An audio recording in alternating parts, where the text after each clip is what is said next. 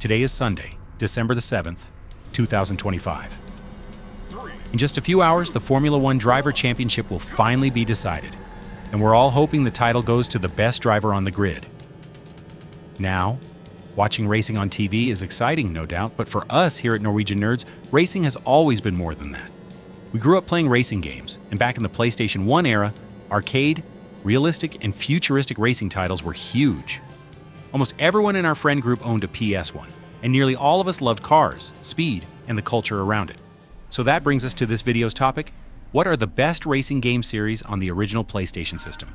Now, if you truly know your PS1 catalog, you'll probably notice that Gran Turismo 1 and 2 is excluded. That's not an oversight. Those games were in a league of their own and deserve a dedicated video. And yes, as always, this list is 100% subjective. If you disagree or have a better list of your own, drop it in the comments. We're always up for a good discussion. Number 5. 3,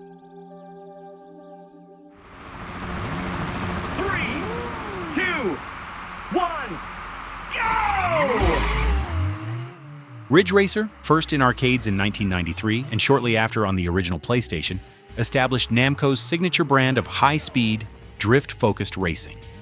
The early games featured clean, minimal environments, fictional tracks, and exaggerated handling that rewarded stylish cornering over realism. As a PlayStation launch title, Ridge Racer became iconic for showcasing 3D graphics and fast gameplay at a time when console racing was still transitioning away from sprite-based engines. As the series progressed through Ridge Racer Revolution, Rage Racer, and Ridge Racer Type 4, the franchise refined its identity with deeper drift mechanics, new vehicle classes, and evolving visual styles. Type 4 in particular marked a major shift, introducing team-based racing, a more mature presentation, and a memorable jazz-infused soundtrack that gave the series a distinct artistic personality. The games maintained their arcade roots while expanding customization and campaign progression.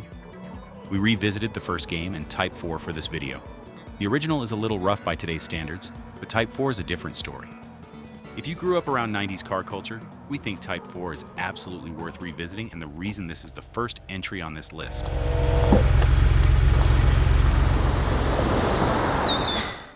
Number 4. Destruction Derby, released in 1995, introduced a groundbreaking concept for its time: a racing game built around car damage physics. It featured straightforward tracks, arcade-style handling, and modes that revolved around scoring points through crashes and vehicle destruction. Its focus was on novelty and the technical achievement of visual damage affecting performance, making it stand out in the early PlayStation era. We remember reading about this game in the Norwegian magazine Sound and Picture, where they state that $599 for a PS1 system bundled with Destruction Derby was a deal too good to be true. 3, 2, 1, go! Destruction Derby 2, released in 1996, expanded the formula significantly. With a new physics engine, heavier vehicles, and more dramatic collisions, the sequel delivered faster gameplay and more chaotic pileups. The tracks were larger and more complex, featuring jumps, overpasses, and dangerous intersections that encouraged head-on collisions. Combined with a louder presentation, an American Demolition Derby theme, and the now memorable announcer commentary, Destruction Derby 2 evolved the concept from an experimental destruction racer into a fully realized arcade spectacle. Revisiting these games in 2025 brought back all the excitement we felt in the 90s. And yes, they're still a blast to play. A true spiritual successor to these classics is Wreckfest. So if you want to recapture that chaotic Destruction Derby energy, Wreckfest is highly recommended. Number 3. Colin McRae Rally arrived on the PlayStation in 1998, offering a much more realistic approach to racing than most console titles of the era. Known for its authentic handling, real cars, licensed rally stages, and its emphasis on controlling speed on loose surfaces, it stood apart from the arcade-leaning racers that dominated the platform. The inclusion of co-driver pace notes, voiced in-game, added a strategic layer, encouraging players to listen, plan ahead, and drive with precision rather than aggression. It was one of the first console racers to make rally driving feel grounded, technical, and disciplined. We played this game to death in the late 90s and had a blast. Colin McRae Rally 2.0, released in 2000, expanded and refined the formula significantly. It offered improved car physics, more detailed stages, better damage modeling, and a deeper sense of progression. The difficulty was higher, and the handling more unforgiving, reflecting a push toward simulation realism. With longer championships, weather changes, and a broader set of rally locations, the sequel delivered a more complete rally experience, earning a reputation as one of the most polished racing titles on the PlayStation. While many racing games on PS1 focused on speed and spectacle, the Colin McRae Rally series defined itself through authenticity, rewarding careful driving, stage memorization, and mastery over varied terrain. As you can clearly see, we're definitely not the pros we thought we were back in the 90s. The skills have vanished, but is it still fun in 2025? Oh yes, it really is. Number 2. All right, a change of voice here. The Americans' dialect can't pronounce toca proper. Toca Touring Car Championship, released on PlayStation in 1997, brought a new level of realism to console racing by focusing on licensed British touring car championship events. Unlike many racers of the late 90s, toca emphasized disciplined driving, accurate track recreation, and close contact pack racing, where jostling for position at high speed demanded precision rather than spectacle. The game featured a roster of real teams and drivers, making it one of the earliest examples of an officially sanctioned motorsport simulation on home consoles. For us, it opened a new world of sports we never knew existed. What a game! Toca 2 Touring Cars, released in 1998, built upon that realism with smoother handling, improved graphics, more responsive AI, and a deeper championship mode. It also included enhanced damage mechanics and weather effects, pushing the PlayStation hardware further and cementing its reputation as a serious simulation experience. Where arcade titles invited bold, aggressive driving, toca rewarded braking points, racing lines, and racecraft, appealing to players who wanted an authentic motorsport challenge.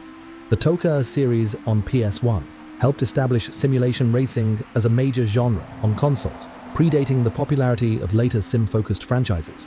Its attention to authenticity, real-world circuits, and competitive structure marked an important shift in how racing games could feel on a home system still dominated by arcade speed and fantasy tracks. Thank you to the English dialect. We are not good at this AI voice thing, but our microphone setup is even worse. Anyway, it's a great gaming series, and revisiting it in 2025 brought back the memories and skills. Number 1.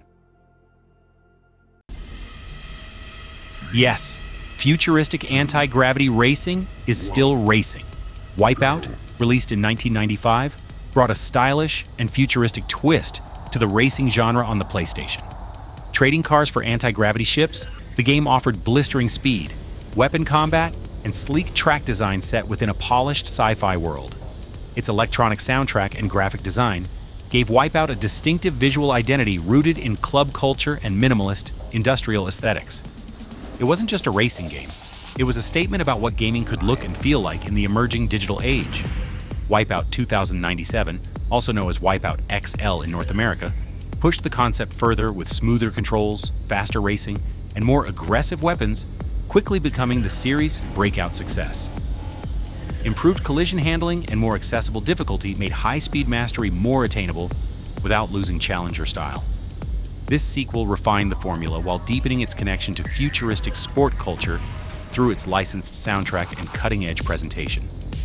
Wipeout 3, released in 1999, embraced a cleaner, more refined visual direction and introduced more technical track layouts and precision-focused handling. The result was a game that retained the series' iconic identity while placing a greater emphasis on player skill and ship control. Across its PlayStation 1 releases, Wipeout evolved from a bold concept into a defining franchise, combining music, art direction, and high-speed racing in a way that helped shape the identity of the PlayStation brand itself.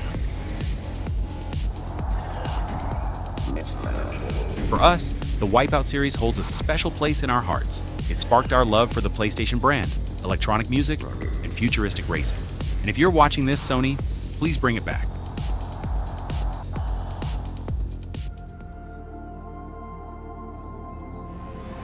If it's a racing simulator or just pure arcade fun, the love for racing has always been there, and we love how racing games have evolved over time.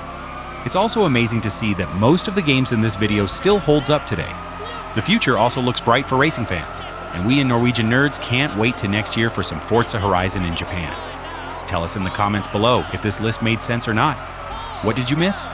We hope you enjoyed this video, and thank you for watching.